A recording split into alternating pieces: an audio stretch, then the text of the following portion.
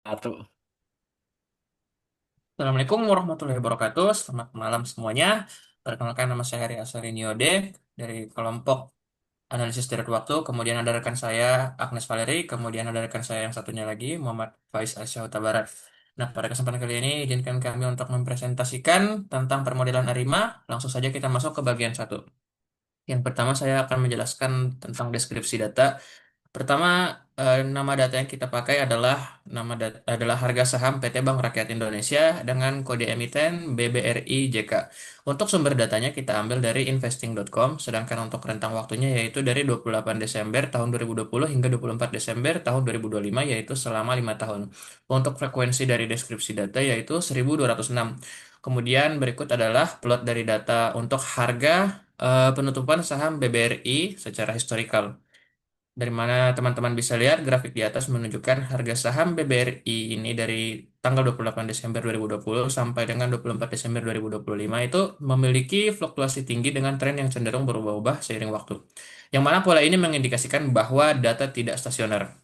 Kemudian kita akan masuk ke pemeriksaan kestasionerian data terhadap variansi menggunakan box-cox. Untuk memastikan data memenuhi asumsi stasioner dalam varians, dilakukan pengujian menggunakan metode box-cox. Proses ini diawali dengan mengekstraksi data harga saham dari kolom price menjadi array numerik fungsi startbox.cox. Dari pustaka SciPy diterapkan untuk mengestimasi nilai parameter lambda yang optimal, dari mana nilai lambda yang didapat adalah negatif 1,3124. Nilai lambda yang dihasilkan berfungsi sebagai indikator utama untuk menentukan jenis transformasi pangkat yang diperlukan guna menstabilkan fluktuasi variansi data homosdex homoskedastisitas. Karena hasil dari proses adalah lambda negatif 1,3124 bukan satu, hal ini mengindikasikan bahwa data memiliki variansi yang tidak konstan, yaitu tidak tetap, sehingga perlu dilakukan transformasi sesuai dengan nilai lambda. Kita masuk ke bagian pemeriksaan kestasionerian data terhadap min menggunakan uji ADF. Seperti yang bisa teman-teman lihat, ADF statistiknya itu nilainya min 1,879609. Sedangkan untuk nilai P-nya yaitu adalah 0,341714. Kemudian untuk nilai kritikalnya 1% yaitu negatif 3,435797. Untuk 5%-nya sama dengan negatif 2,863946. Dan untuk 10%-nya itu nilainya adalah negatif 2,568051. Nah, uji augmented decay Fuller-nya pada data harga saham BBRI diperoleh nilai ADF statistik terbesar itu maaf sebesar min 1,879609 dan nilai P sebesar 0,341714. Berdasarkan tingkat signifikansi 5%, yang mana A sama dengan 0,05%, diperoleh bahwa nilai P lebih besar dari 0,05. Nah, artinya hipotesis nol atau H0 itu gagal ditolak, menunjukkan bahwa data harga saham BBRI fix tidak stasioner. Untuk rekan Agnes ke bawah. Baik, mungkin untuk bagian transformasi sampai ke bagian poin ke-10 akan dijelaskan oleh rekan saya kepada Saudara Faiz Harsyah. Waktu dan tempat saya persilakan. Baik, untuk transformasi bertujuan untuk menstabilkan variansi data atau variansi stationari menggunakan metode transformasi box-cox dengan memanfaatkan fungsi start.boxcox dari pustaka SciPy. Data harga pada kolom price dikonversi menjadi format baru yang tersimpan dalam variabel data transform. Fungsi ini bekerja dengan mencari dan menerapkan nilai lambda kuadrat optimal secara otomatis untuk meminimalkan heteroskedastisitas pada data.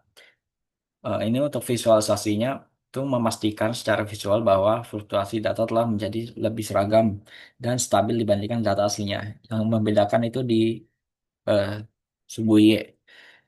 Selanjutnya, untuk diferensi, proses diferensi dilakukan dengan menghitung selisih antara data hasil transformasi Boxcock pada periode saat ini dengan periode sebelumnya atau T-1 menggunakan fungsi .diff. Hal ini dilakukan untuk menghilangkan unsur tren dan membuat data berfluktuasi secara stabil di sekitar nilai nol. Ini untuk visualisasinya dalam bentuk grafik yang menunjukkan kestasionerannya. Dibuktikan secara statistik dengan uji ADF ulang yang menunjukkan bahwa data sudah stasioner. Selanjutnya, untuk plot ACF dan PACF, ordo auto auto regresif auto P dan moving average auto key ditentukan dengan menganalisis plot ACF dan PACF menggunakan pustaka stat model. Fungsi plot ACF digunakan untuk mendeteksi ordo key atau MA, sedangkan plot PACF digunakan untuk menentukan ordo P atau AR. Nah, bawah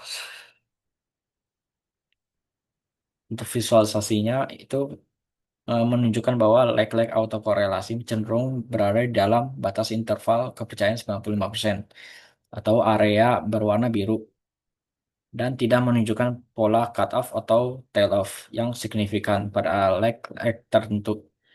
Hal ini menjadi indikasi bahwa metode model yang sesuai adalah ARIMA, kemungkinan adalah ARIMA 0,1,0 atau random walk, di mana P sama dengan 0 dan Q sama dengan 0.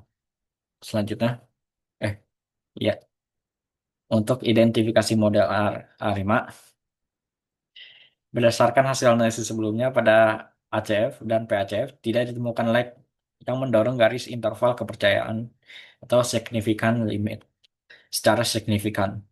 Pola ini mengindikasikan bahwa data yang telah didifferencing atau D1 sudah bersifat acak atau white noise. Oleh karena itu, kandidat model yang mungkin adalah ARIMA 0,1,0. Untuk nilai I, IC, eh, AKIK Information Criterion atau AIC menggunakan prinsip parsimoni, di mana model terbaik adalah model yang memiliki nilai AIC terkecil atau minimum. Dari hasil perbandingan tersebut, model ARIMA 0,1,0 menghasilkan nilai AIC yang paling minimum. Hal ini mengkonfirmasi bahwa data bergerak mengikuti pola random walk. Model ARIMA 0,1,0 ditetapkan sebagai model terbaik di antara ketiga model lainnya. Selanjutnya akan dibacakan oleh rekan saya.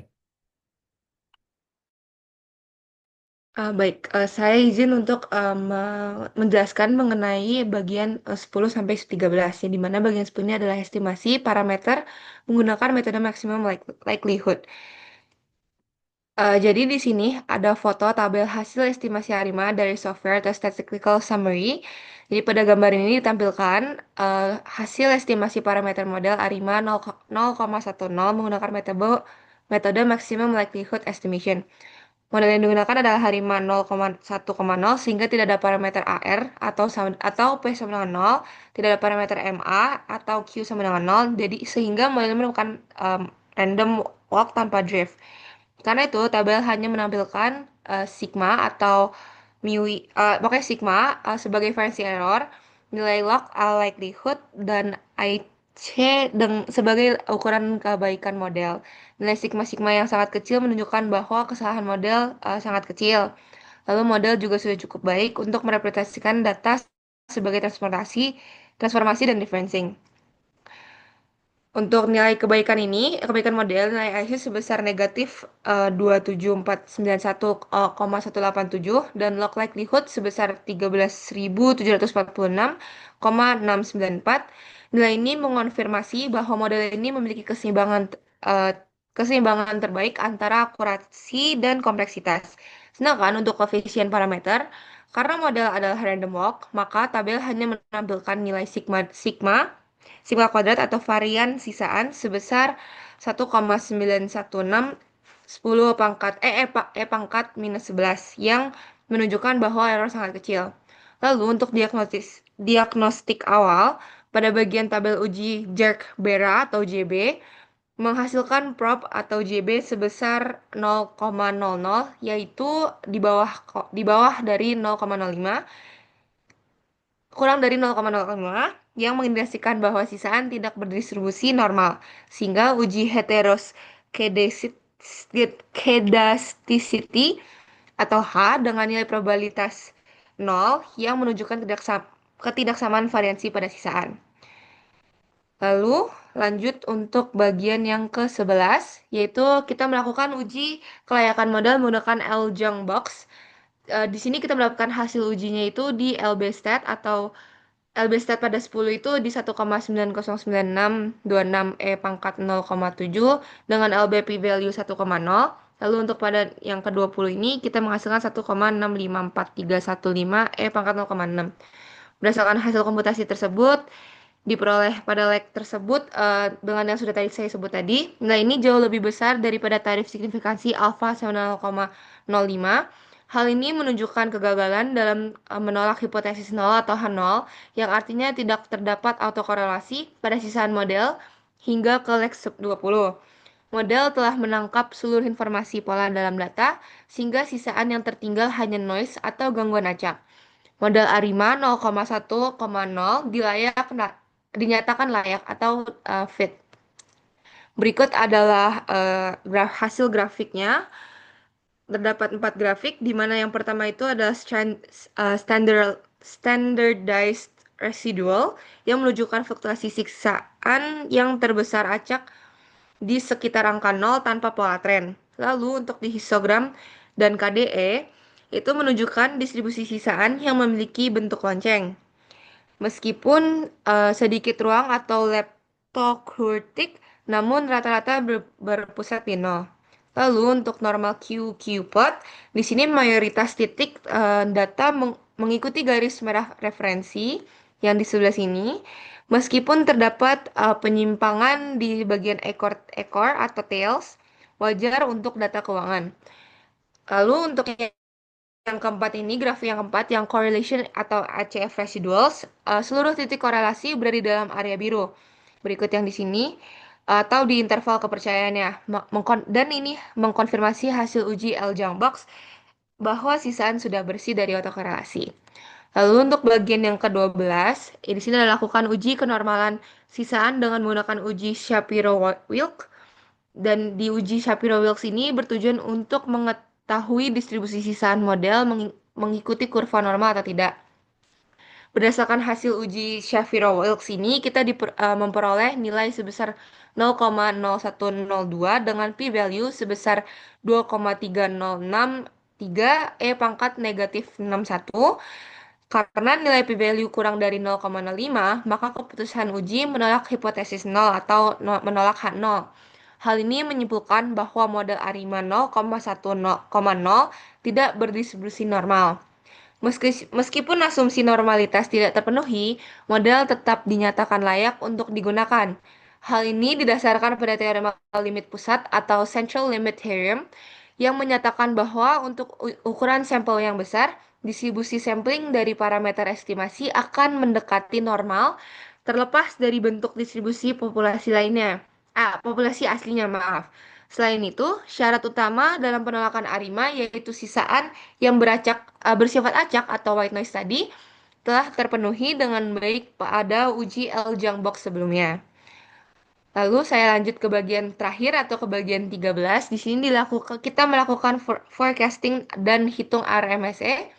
Dataset dibagi menjadi dua bagian. Yang pertama ada data latih atau training set sebanyak 841 data untuk observasi awal dan data uji atau testing testing set, sebanyak 365 observasi terakhir. Lalu hal data tersebut merepresentasikan 1 tahun data. Model ARIMA 0,1,0 dilatih ulang hanya menggunakan data latih. Kemudian diminta untuk melakukan peramalan atau forecasting selama 365 periode ke depan untuk dibandingkan dengan data aktual yang sesungguhnya. Hasil SRSME tadi atau dengan skala transform itu kita mendapatkan nilai 0,0. Berdasarkan hasil perhitungan tersebut, diperoleh nilai RMSE sebesar 0,0 pada skala data transformasi Box-Cox. Nilai error yang mendekati 0 ini mengindikasikan bahwa deviasi antara nilai prediksi dan nilai aktual sangat kecil, mengingat data berada dalam skala transformasi yang rendah. Berikut adalah grafiknya untuk visualisasi model dengan data asli versus forecast yang kita mendapatkan RMSE 0 tadi itu. Garis merah di sini atau forecast menunjukkan tren prediksi model ARIMA 0,1,0 yang bersifat datar atau flat, sesuai dengan karakteristik model random walk tanpa drift. Lalu untuk garis biru yang merupakan data asli merepresentasikan pergerakan harga aktual selama periode pengujian. Terlihat pada bahwa fluktuasi harga aktual bergerak stabil di sekitar garis prediksi. Lalu untuk area merah muda atau confidence interval sebesar 95%, seluruh data aktual atau garis biru berada di dalam rentang interval kepercayaan model. Mungkin sekian penjelasan dari saya izin kembalikan kepada Hari. Terima kasih. Oke, baik. Jadi dari penjelasan di atas kita dapat menarik beberapa kesimpulan. Yang pertama, dari ARIMA kita dapatkan model terbaik yaitu 0,1,0 dan kemudian kita mendapatkan kesimpulan bahwasannya data tidak stasioner. Kemudian untuk model terbaik yaitu model AIC dengan nilai minimum. Kemudian model juga dinyatakan layak atau fit. Kita menggunakan Ljung Box dan kemudian pada uji kenormalan sisaan tidak berdistribusi normal. Selanjutnya, kesimpulan terakhir adalah deviasi antara nilai prediksi dan nilai aktual sangat kecil. Baik, mungkin itu saja yang dapat kami sampaikan pada kesempatan kali ini. Lebih dan kurangnya mohon dimaafkan. Wabillahi wal taufiq walhidayah. Wassalamualaikum warahmatullahi wabarakatuh. Salam kebajikan. Selamat malam.